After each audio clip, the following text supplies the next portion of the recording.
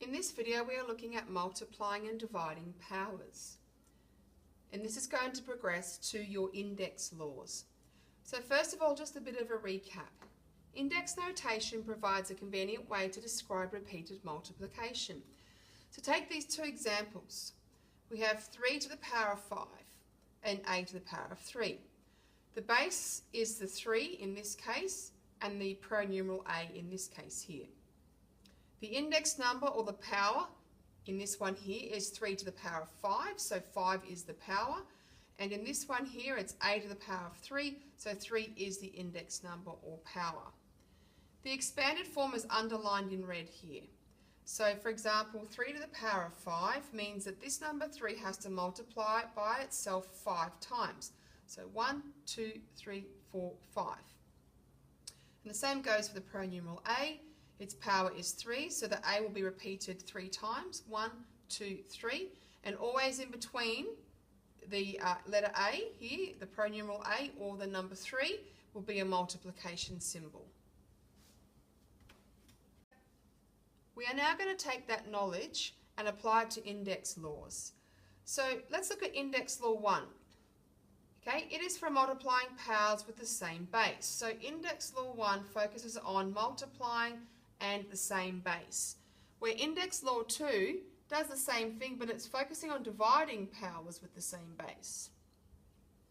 So the rule here in red says a to the power of m multiplied by a to the power of n equals a, which is the base we've been given, and m plus n. So you add the powers when multiplying with the same base. In this example here we have a to the power of 4 multiplied by a to the power of 2. Now we know that the base is a, so that goes there straight away in the answer. And now all we have to do is add the powers. 4 plus 2 is 6, so the answer is a to the power of 6. Let's go through these examples here. 3 to the power of 2 multiplied by 3 to the power of 5. The base is 3. I now add 2 plus 5 equals 7. In this example here, we have a to the power of 5 multiplied by a to the power of 3. The base is a, and we add the powers. 5 plus 3 is 8. Question 3 here, we have 5 multiplied by p to the power of 4 multiplied by p to the power of 7. Now, the number 5 sits alone. We multiply the numbers separately, and they go first before we multiply the pronumerals. So 5 sits there, and now we focus on the pronumeral p. So p goes down because it's the base with these powers, and we add 4 plus 7, and that gives us 11. Question 4 here, x to the power of 4 multiplied by y to the power of 5 multiplied by y.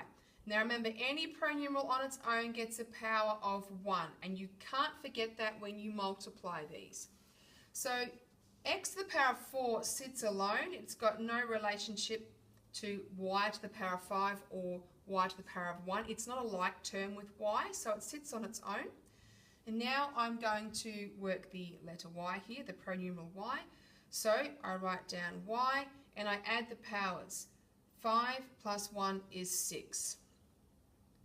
And the last example I have here, now before I said we multiply or work the numbers first, that's what I'm going to do here. I'm going to multiply 2 and 3 with each other. So 2 times 3 is 6, so my numbers are done. And now I work through these pronumerals and powers. So we have an x to the power of 5 and an x to the power of 2. So I write down x because it comes before y in the alphabet, and I work the powers. 5 plus 2 is 7. Now I go to the y, the last base we're working with here, and I've got to add those powers. 4 plus 6 equals 10. I'm now going to come back over to the division. So let's go through the rule here. We have a to the power of m divided by a to the power of n equals a m minus n. So in multiplication we add the powers, in division we subtract them. So let's look at this example here. We have a to the power of 8 divided by a to the power of 5. So a is our base, and all we have to do here is subtract them. 8 minus 5 equals 3. Let's now take a look at these examples here, these questions I should say. So we have x to the power of 12 divided by x to the power of 6. We know that the base is x, so it's going to stay there, the pronumeral, and we're only now going to work the powers. So we're going to subtract 12 minus 6 equals 6. In the case when you get the fraction line, we have to work down the page. So with this symbol here, we work across, this division symbol, this fraction line meaning the same thing as the division, but we work down the page. So underneath, we write the letter P because it's the base, and we just simply go 20 minus 5, and that equals 15. So it's no real big difference there, it's just working down the page and looking at these powers as they are. And if there are any numbers here, we work those as fractions and we simplify them, but that's going to come up shortly.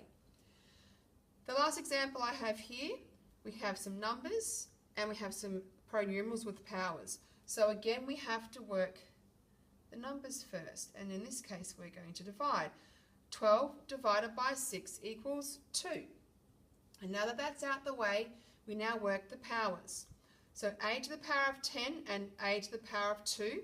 So our base is a, and we go 10 minus 2 equals 8. And then our letter C comes next, and if this was around the wrong way as far as alphabetically, we would then put the A first and the C second. Now we work the C, C to the power of 8 and C to the power of 4. 8 minus 4 equals 4. We are now going to look at some more complex division questions here. So we have 3p to the power of 15 divided by 12p to the power of 5. And we always work our numbers before our pronumerals. So we get this 3 divided by 12. Now that we can't do. It'll end up being negative and we don't want that.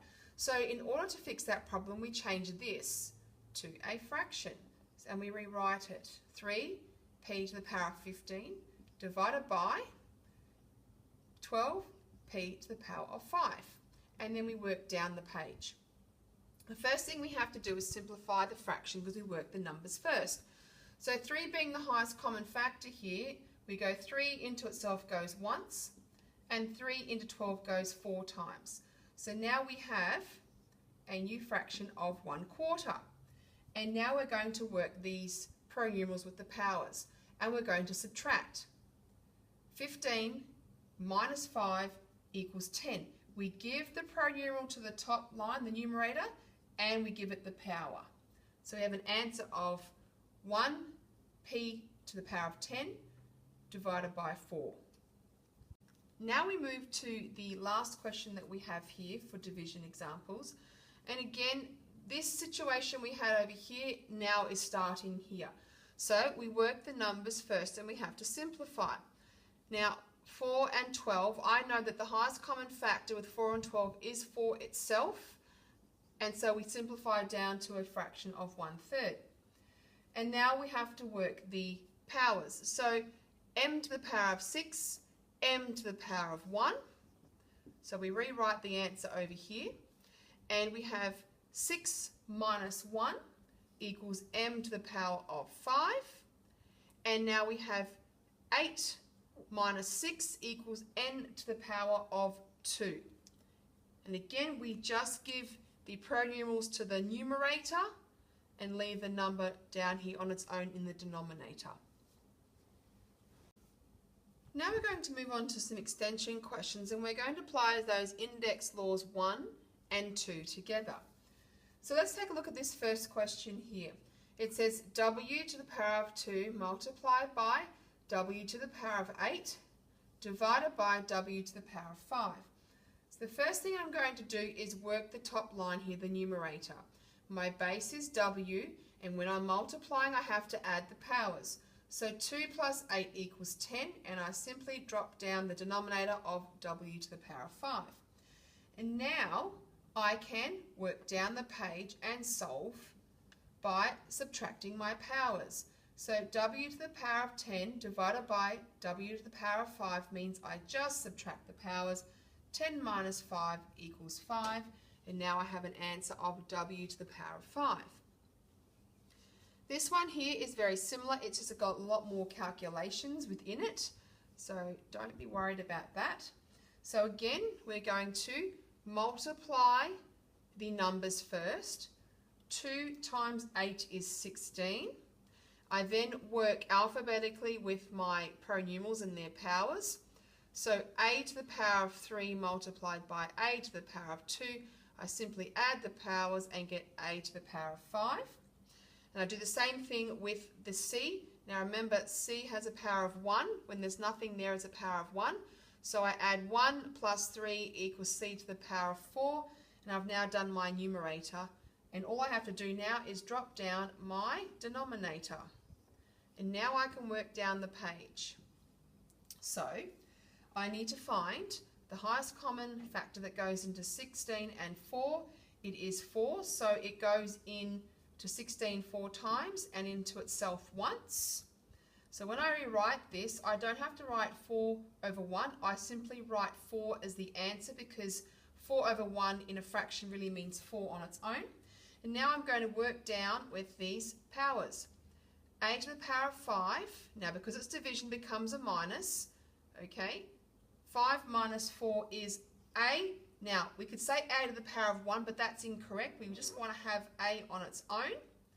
And then c to the power of 4 and c to the power of 2, 4 minus 2 equals c to the power of 2. So we have 4a and c to the power of 2. This example over here is a little bit different.